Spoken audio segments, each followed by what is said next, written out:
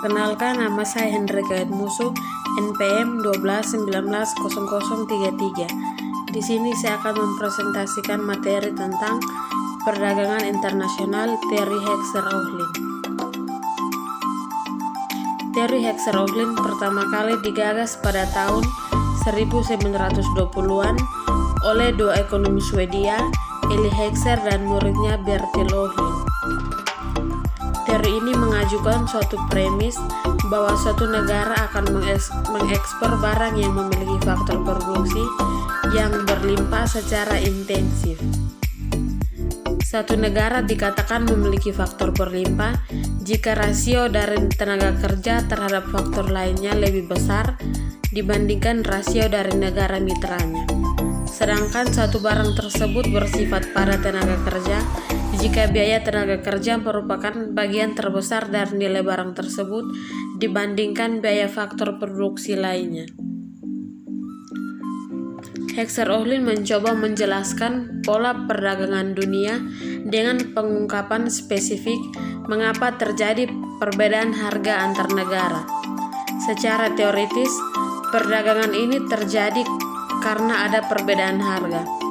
Namun Heckscher-Ohlin meragukan hal ini dan sebagai gantinya ia mengajukan konsep tentang faktor proporsi dalam penggunaan faktor produksi sebagai dasar dari perbedaan biaya komparatif. Asumsi-asumsi teori Heckscher-Ohlin. Terdapat dua komoditas dengan dua faktor produksi, yaitu tenaga kerja dan modal.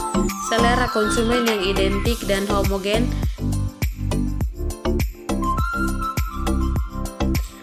di semua negara, fungsi produksi bersifat konstan return to scale, tidak ada perbedaan teknologi di antar negara-negara, tidak ada distorsi seperti pajak, subsidi, dan pasar yang bersifat persaingan tidak sempurna.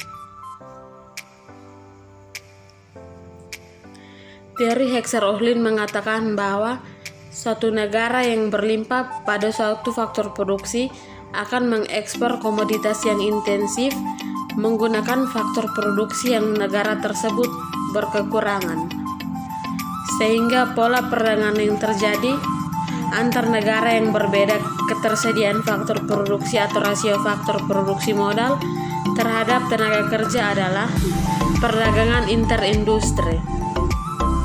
Teori ini dimulai sejak Leontief 1953 dengan menggunakan data input-output Amerika Serikat tahun 1947 dan 1951 membuktikan bahwa Amerika Serikat yang relatif padat modal baik pada tahun 1947 maupun tahun 1951, rasio modal yang terkandung dalam impor dan ekspornya ternyata lebih besar dari 1. Artinya, impor Amerika Serikat lebih padat modal daripada ekspornya.